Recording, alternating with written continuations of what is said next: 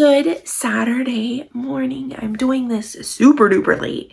Why? Because yesterday did not go remotely how I thought it was gonna go. I spent the entire day at my sister's, which it turned out for the good. We did a ton of baby stuff. I like organizing, but that's actually not what took me there in the first place. What took me there in the first place is I accidentally brined this whole chicken for 48 hours.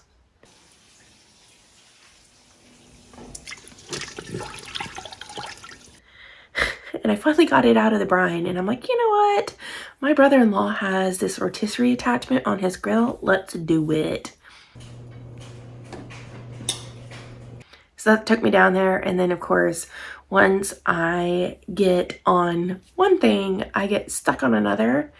There's this like Malcolm in the Middle thing where the dad goes and he tries to do one thing, and then the shelf starts rocking, so then he goes and gets a screwdriver, but then the door's squeaking, so then he goes gets WD-40, and by the end of it, he's working on the car just so he can go backwards and do 7 things.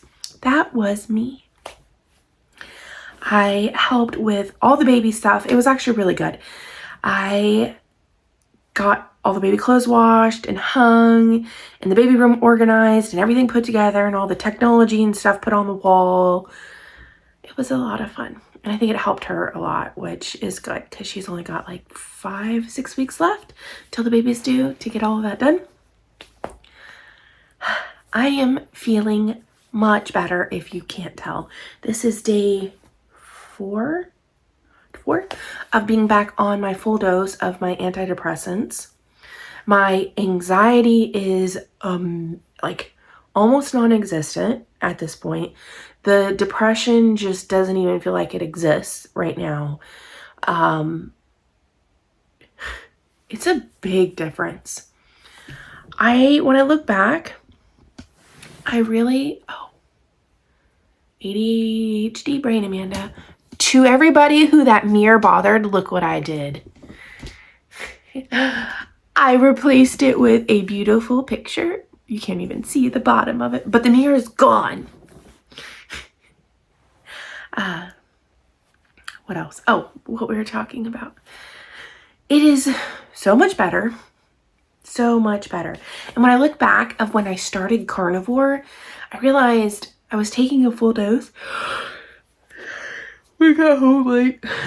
I was taking a full dose of my antidepressant, and carnivore really was like almost like taking double the dose, even though I wasn't.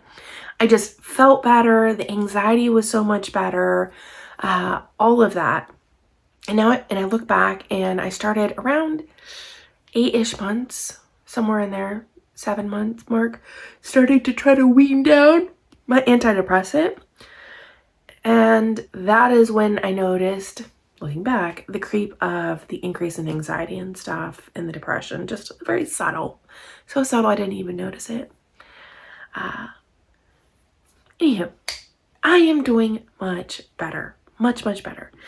As far as the autoimmune flare, it is still going on. Yesterday, I was having a hard time just opening the baby packages and the boxes and things. I've been sustaining on a leave.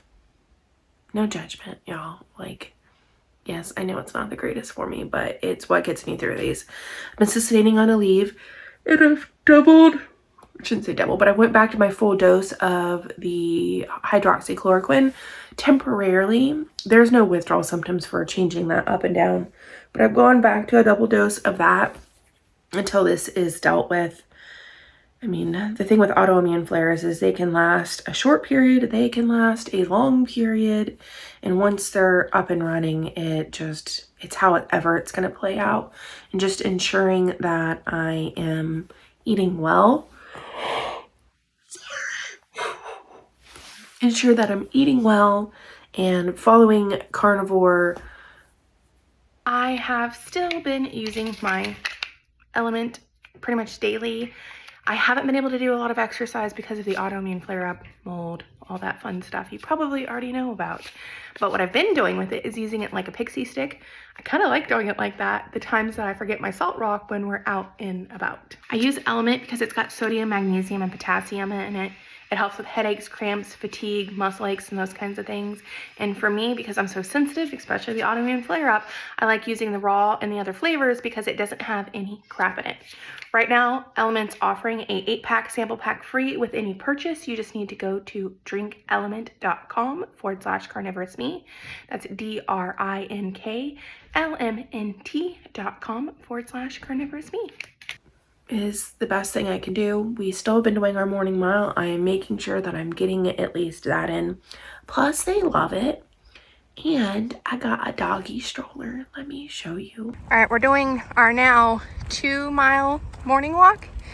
And solution, because Ryu can only walk about a mile, she gets herself a doggy stroller after she's walked as far as she can and gets pushed the rest of the way.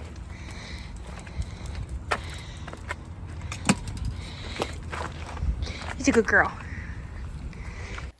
She's super cute, right? Like, I'm actually really happy about this because now when we go most places, not on like trails that the stroller, whatever running jogger thing won't fit, but she can go anywhere with us now. If we want to go to the marina and walk 5 miles, she can go.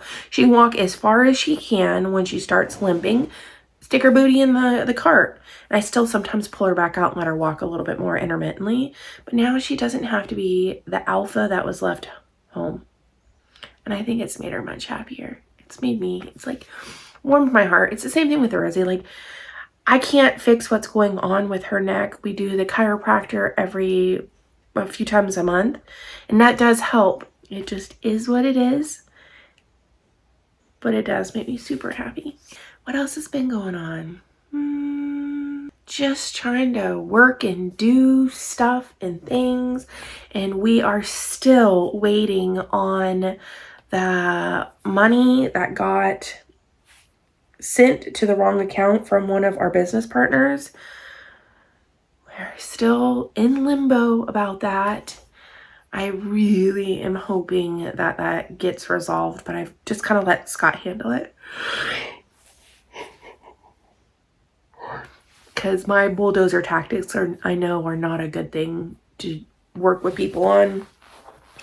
And if it takes, another month or two, and then they eventually send us what is due for our clinicians, because we ended up paying out of pocket to our own therapists to make sure they got paid.